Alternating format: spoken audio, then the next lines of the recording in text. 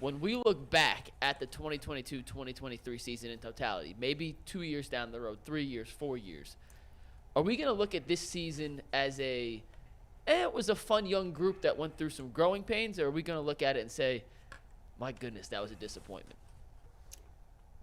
Man, this is easy. If you just take the temperature of the people outside, they'll tell you exactly what was going on with that. Like, nobody's excited. This is one of the more. This is going to be one of the more unmemorable years out. Like, I can look at and just going back to it. I remember the seasons where I remember 2018 more than I remember this year, right? I remember how LeBron, that to me was his best playoff performance in 2018, carried the team. When you play the Raptors, you have a game-winning jumpers. Just the way he carried them. Boston Game 7, 2018, the 51-point game 1 against the Warriors with KD. Come on, man. I remember all of that. I remember the 266 wins more affectionately. I remember the Cavs was the first team that was really starting the bench celebrations and everybody hated them. I just remember that they was just winning. It didn't matter. They was winning every single night. They had a highlight, and they had synchronized bench movements, right?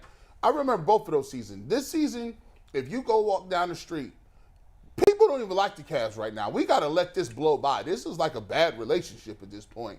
We got to let it get to the next season so we can be like, okay, I'm cool talking Cavs again. But people's hot about the way the season ended. This is not memorable at all.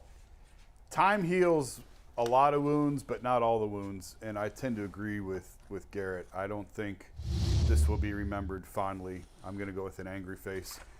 Had they even gotten it to 7 games against the Knicks, had they competed a little bit more, it's the way that it ended. It's the way that it was 5 games. It's the way that they got pushed around inside. It was the way that Donovan really sort of vanished in the series. And really we have to let this play out and see what the next 2 to 3 years look like. If he does stay, I know we've spent a lot of time the last couple of days saying I think he's here one more year and they're going to have to trade him. Like, that's just what I think the reality is. But if for some reason he does stay, we may look back on this a little bit differently. But I don't think anyone looks back on 2018 with any sort of fondness, and that team went to the finals. Right. And so I certainly don't think a first-round exit in 5 games where they were embarrassed most of those nights, I don't think that's going to be looked at. No one cares about 51 wins. Like, nobody cares about it. They can trot it out there all they want, but it's not resonating with anybody. You won 44 last year. Last year really is, I think, the one where in a few years you may have some sort of fondness toward it because that was the first sign of emerging of they're back and they're ready to play. And no, they didn't make the playoffs. They had a ton of injuries down the stretch. They lost the 2 play-in games. But that was the first feel-good moment of emerging from the darkness. So if anything, that last year will be the year that I think is looked on fondly a few years from now, but I don't think it'll be this year. If they can take the mentality of every loss is a lesson and not a loss, and they come back next year and get better, and who's to say they can't and get some more shooting this offseason and fix the bench. I know I'm going on and saying if they can do all these things. If they can do all these things and progress next year and Donovan Mitchell shows up in the playoffs and things like that, I feel like this could be the season they look back as growing pains. Finally getting all the guys together, building that camaraderie, and moving forward in the playoffs, they'll look back at this year in a positive light. So I don't know. I'm just being hopeful, and I really believe in Donovan Spider Mitchell, so I believe next year will be better. So that's my take on it. Okay. That's a lot of ifs. Saved you for last, Brad. Okay. Well, Show the happy face. Show the happy face. this is my happy face. There it is. There we go. There it is right there. That's creepy. Ain't that creepy? Yes. Hell no, we won't go. Because it's like real unrealistic. So here, let's not undermine. I'm not saying this because I do radio for them, right? The 51 wins is not to be sneezed at. That is a marking point in this league, always has been, right? So that's not to be undermined. Regular season went well. We won't sit here today and tell you the postseason went well. It did not go well, right? And it far underachieved what I think everybody was trying to get their head around. They thought we had a chance, only to find out we didn't really have a chance. what it should do in the process and pecking order of where the Cavaliers are is this is a part of the piece of trying to get better. The only problem was that it was on Front Street and everybody saw it. So we're missing some pieces here, and there's no longer a way that you cannot address this. It has to be addressed. And then I was telling somebody in the gym last night, G, and you know, I heard you on the radio on Saturday, right? He comes in and says, you gave him the business. Right. Gave him the work. I said, so here's the story, right? I don't know one general manager who has sat out here and said when they're going to make some changes to come out and tell you they're going to make changes, right? They're all going to tell you the same thing. Everything went well. Here's the deal. Because they saw the same things you saw. Believe that, right? Don't think they're not underselling it. But they're not going to address it right here in front of everyone right now. We'll let everybody get out of here and figure out because we have to get better. Did the Cavaliers improve from the year before? They definitely did, right? But they wasn't ready for prime time with the others, right? Because there were some things missing, and everybody saw it, right? And I think the young players, and I won't just scoot it off on young players, there's a difference between regular season and the playoffs. There's a major difference. It's between night and day, right? And if you've been in that league, you will know it. You will learn it. And it's the only way you can get it in your head is you have to learn it. It's a lesson taught. Because everybody that walked out of that gym on that last day, they should be in a gym within another week. They're in Cancun. Trying to put themselves at. That's what you're going to find out, boo. If they in Aruba, Yeah. Bahamas, San Tropez, right? There's a number of places we can go. Let me start. It was a long season. They do deserve They deserve some time. But there's some self-reflection here. Absolutely. Because what they did not see is this is what you did not see. And Jay, you tell me if I'm mistaken here. That last day, everybody was waiting for somebody to say, "Get ye behind me." And nobody did that. But if you turned on Philly, Harden did it last night. You turned on Miami, Jimmy Butler was there like, "You get ye behind me." You get to Golden State. Steph Curry was like, "What? Get ye behind me." Well, that's what Donovan was here for. Right. I said, so there is that learning curve that has to occur. So Donovan mentioned, we ain't moving on from that. But what we have to do, if you do not have, that's the thing we have to check for. Is that embedded in this team?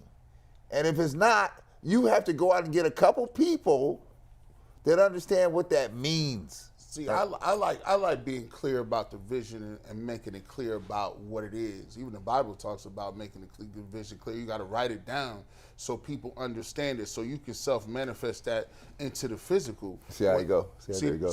When you say, "Hey, get behind me," right? You know that. JB's supposed to know that, right? Why don't you say, "Listen, get you a tape and put all these teams." He said, "Guys, these are teams we playing with. Yeah. These are teams that's in the playoffs. These are teams that we are part of, right? Because we put ourselves in position to do that in the regular season." Right. Now let me show you this. See, this is Steph Curry. Which one of y'all is going to do what Steph did? You see, that's a 51. This is a possession where he wasn't going to let him not score. There you go. James Harden. You see how he pulling up like that? James Harden, he said he wasn't going to let it go down like that. You see what LeBron did, the 20 and 20. Mm-hmm. Sometimes you ain't got to give me 40. But you see the assertiveness. Do you see? These are the pillars of our NBA. And if we want to go where they've been, because they got the jewelry, sometimes you're going to have to learn from looking at somebody instead of taking that L yourself. Like, if I could watch somebody else that came before me and be like, "Man, this dude took that L because he wasn't moldable, he wasn't adaptable, he didn't work well with his people, he was contentious." And then I get here and then I'm do the same thing as him, and then I'm like, "Well, I'm just young, I gotta learn." No, sometimes you can learn without taking that L. And I think in the playoffs, JB and the coaching staff and the players could have said, even Donovan Mitchell, "Donovan, you should have been telling these guys, 'Hey, look, that Jalen Brunson dude, he gave me that work last year. Let me cut this up for you, Darius. This is how I got touched up last year. I refuse to let it happen this year, and I ain't going to let him do that to you, so I'm going to prepare you. We're going to get it together so we know what we got to do.'" But guess what? They walked into it, and they almost expected it. Because if you say, you manifest, right, what you say in this world. So if you manifest and you say all the time, "I'm young, it's okay. I'm young, it's okay. We gonna lose, I gotta learn." What you think is gonna happen? You think you're gonna come out there and play and do something different than what you've been manifesting? No, you're going to play young. You're going to have young turnovers, and you have a mentality that that's okay. And I'm not saying that it's the end of the world, but what I am saying is sometimes in your life, you can have an opportunity right in front of you.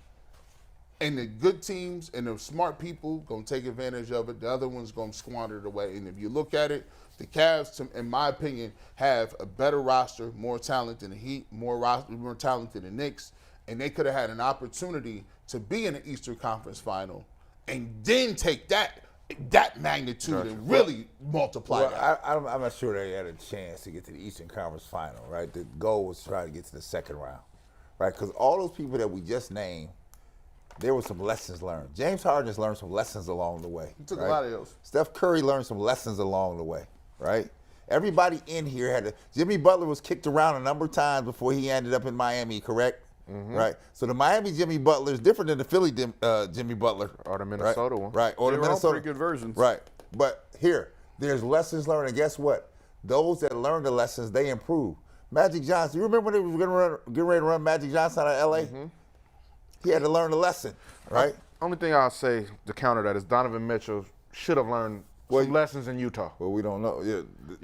I got what you're saying. This wasn't his first appearance, and the reason why our expectations are so high is because we've seen him be great in the playoffs and have great performances before. And that's why we thought with him coming to a team with another great player in the backcourt with him, right. a great front court, we thought he would be better, and it didn't happen. So something is missing, but we were looking for that peak Spider performance, and we didn't get it, and that's why we're scrambling right now. The one thing I'll tell you is this, that Utah is a funny place, right? Okay. You don't know what lessons are learned in Utah, right?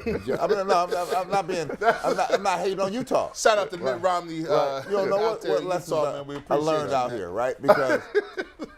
Because here, I'm not sure the people in Utah have ever held anybody accountable for anything that went sour out there. Even Malone and Stockton when they didn't deliver, right? This is here. Donovan Mitchell, he got to go back. There's some self-reflection here because the stage was set for Donovan. I'm in New York. I'm going home. It's about to be showtime up in here. And from all appearances, that did not occur. So now in the ethos out here, people are thinking that you recoiled from the event. You recoiled from the atmosphere. You didn't deliver. You didn't show up. So now you got to battle back against that now because people now, when you look at them, gee, what kind of look they give you on the street? Yeah, I'm cool on the case. Listen, this is a bad taste in their mouth a little bit. Like, I don't know about these Cavs. I will say this though. I'm gonna say this. There was one person we have not talked about, and that's one Evan Mobley, Jason. I'm gonna tell you what. For me, as I simulate this whole little simulation for three years or 2 years left or whatever we got, the one thing that I liked about what you said and what you printed out there was, you know, when you have time and when you talk about the value of time, time's not guaranteed to anybody, right? And when you start talking about that timetable and that shrinking and from a 2 to a 1 to you got decisions to make, all of a sudden it puts a little urgency on people. And for me, when I look at a guy like Evan Mobley, like, we sit here and talk doom and gloom, right? But if Evan Mobley come back and he can shoot 32, 33% from the three-point line, he now has a 15 to 17 consistent foot jumper where he's shooting that at about maybe 60%, 55%. He's raising his free throw average up to maybe somewhere around 78, 70, almost 80%. And plus he now can put the ball on the ground 3 dribbles.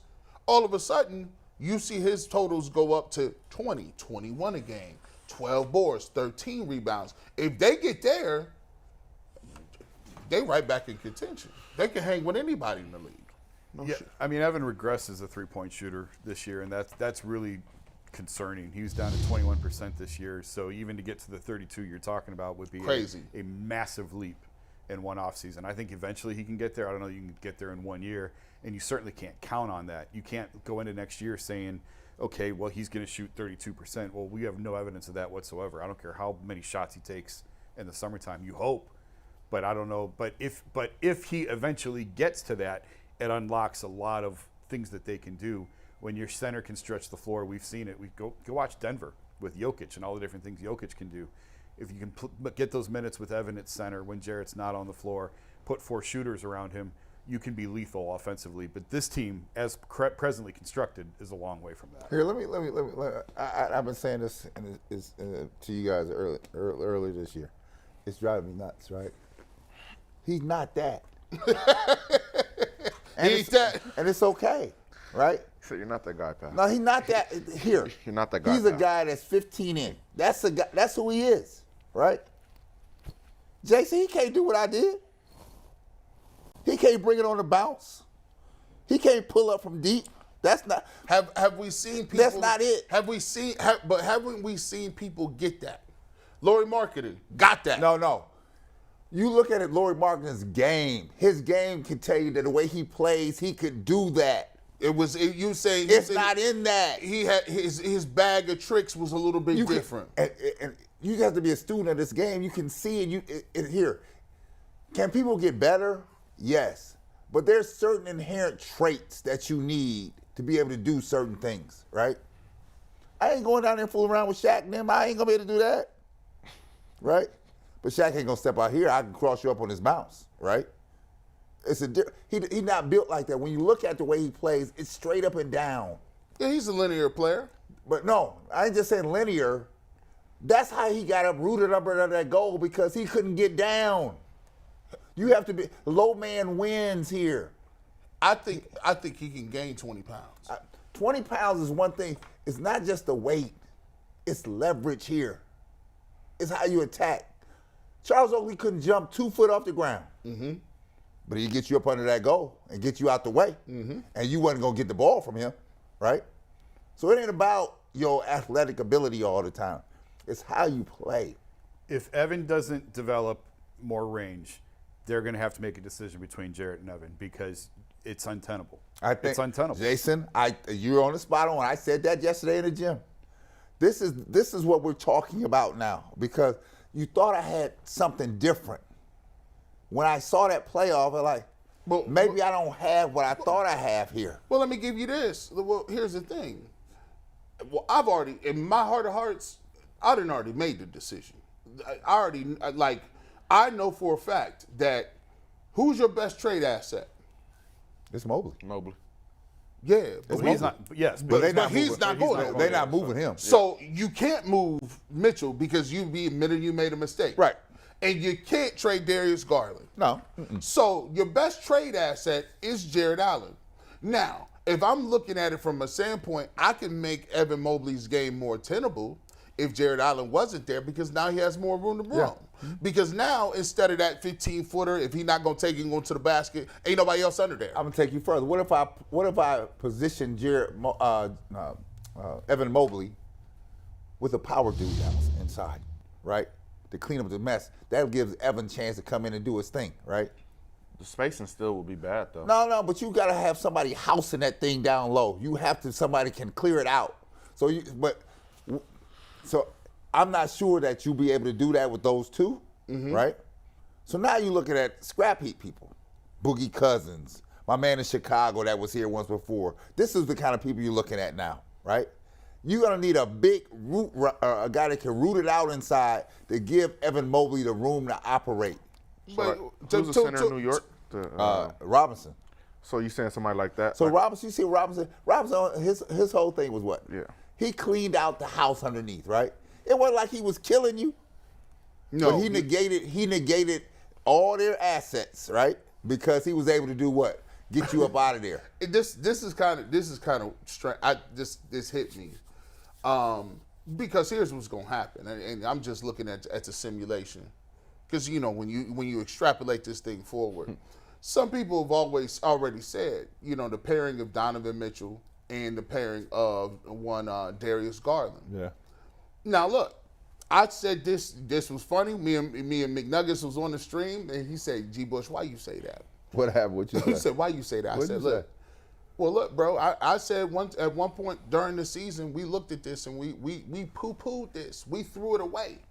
I said, everyone asked, would you trade Darius Garland for Damian Lillard? And everybody said no. Y'all laughed me out the building when I We put it on the we show. laughed him out of the building. I half-heartedly said, I guarantee that people would look at that trade a little more seriously. I think people why? Because what does Damian Lillard have? No. What has Damian Lillard showed you that was missing in that series? Hell no, I ain't going out like that. Get ye behind me. Yeah, he got that. Now, Jason, you the basketball dude. I think that I would seriously look at that move. Do you feel, and this is just hypothetical, we don't want to get you back into trouble because you done already messed the Donovan Mitchell thing up. You done messed it up. Now you about to go to the Darius Darius Garland. Now listen. What did you do? I told the truth. What'd you say? I told the truth. What'd you say? They're gonna have to trade him after next year. He's got 2 years of control left. He ain't like that. True hurts. He ain't But like let that. me get back. I'm Damian Lillard for Darius Garland. I'd consider that heavily. No, I would consider it. For a rental? I would consider it. you're shortening your Yeah, contention window. window. The window is already short. You just No, told it's me. not. You told me No, it was it's not. short. No, If they got to get rid of Donovan Mitchell, it's already short. So now, but you still have Darius and Evan under control for a really long time. okay. So if you're moving on from Darius, now you're really putting yourself in a must-win. Like you've taken what should be a 5, 6, 7 year window and you've condensed it to 1. So throw the window out on a strictly basketball, player for player move. Is that team better? For 1 year, yeah. For 1 year, yeah. It's What's the probably better. ceiling?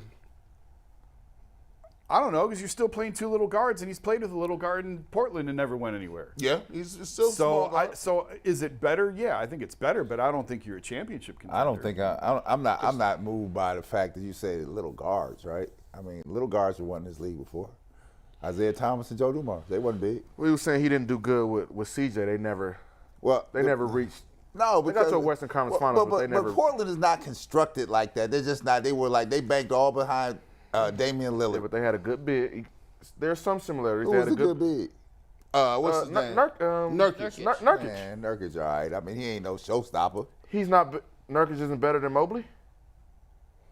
Nah, I take Evan Mobley over Nurkic. I would, because That's actually kind of close. Yeah, I don't. the long run. It's actually kind of close. I don't know. Like if I'm thinking about it, Nurkic is who he is. Evan Mobley has some bandwidth here. but you said you his just said bandwidth you- ain't going to go good. No. You I just said you have said to you didn't take, like him. You have to take him and pair him with somebody, right? The 2 pair down there, to me, I'm not sure that's going to help you going forward, because the things that are needed in the regular season are one thing. It worked well, right? Because every other day I'm going to Philly, I'm going to Atlanta. I don't have time to prepare for you. I think You had Thibodeau. Mm-hmm. He was prepared. he was. He was prepared. I look at. My thing is this. I'm analyzing and I'm looking at Darius Garland. I need to figure out, and I think the Cavs need to figure out, is Darius Garland, if they want to say this is a window, is Darius Garland the best person on the championship team? That's a legitimate question. You know the answer to that, didn't you? No, It's here, no. because where we are now is I think that everything is on the table. You have to assess. There's some reality in this business. You have to assess where you are. You can't drink your own Kool-Aid here. And Do I have it or do I don't? And if I don't have it, can I get it? Because there's a lot of teams, and this is the, you know this, the way you think about a basketball roster and a football roster is 2 totally different. 2 different things. rosters. Because when you talk about basketball, you can have a really good team. You can have nice pieces. You can have people that bought in, that play the way you want to play, and you just sit there one day in the offseason and then you get to be the Dallas Mavericks and say, I don't know what we was just in the Western Conference Finals. We lost Brunson, bring Kyrie in, now we're screwed. Now they got to almost rebuild it again. You see what I'm saying with Luka? It's like Minnesota. It's so fragile. Every GM will tell you, roster construction is so fragile, and you think you've got it, and then the next year it's gone. It's so There's no, it's not fantasy basketball where that guy can shoot, let's put him in, but then it disrupts the locker room. It's just, it's so much more complicated than just. Like you said, the Minnesota with Jimmy Butler. When they did that, I'm thinking, oh, Minnesota's here. And no, they weren't. Minnesota, Jimmy Butler gets there, and him and Karl Anthony Towns in the infamous practice where it just was untenable. And then you put the fact that Tibbs was the coach of that team. And you say, well, how did that not work? And this is the thing that I look at in basketball, and I think the Cavs are there. Go back, look at the Hawks. The Hawks a couple years ago overachieved, went to the Eastern Conference Finals. They got there, they lost. Now next year, the expectations are huge, right? You expect Trae Young to be Steph Curry-esque. You expect those guys to go there. However, it didn't get there. Then you have this panic move. I wouldn't say panic move, but you go and say, okay, well, we need to go out here and get DeJounte Murray. Did that really necessarily work to the level they want? Probably not. But here's the thing. I think the Cavs, is it an extra over-the-top panic? No. But here's the thought process. You do have to look at the way the roster is constructed and say, is Darius Garland the guy if you don't have a Donovan Mitchell? And can Evan Mobley actually get to the lofty status that we thought he could get to? Because that definitely changes the way we think about the Cavs roster, does it not? Yeah, I mean, Evan's going to get to where Evan's going to get. I still think he's number one on a championship team. It's hard for the point guard to be that guy. It's not impossible, but it's hard. Darius is just fine in the role that he's in. I would not touch either one of those two guys and just let this thing play out. Now, the Donovan thing, it is what it is. You know, I'm on record. I know what I think is going to happen, how that's going to go. But they'll still have other pieces to keep that window open. I bet you created a firestorm, didn't you? The internet was on fire. Was it a firestorm? But first of all, Told the truth.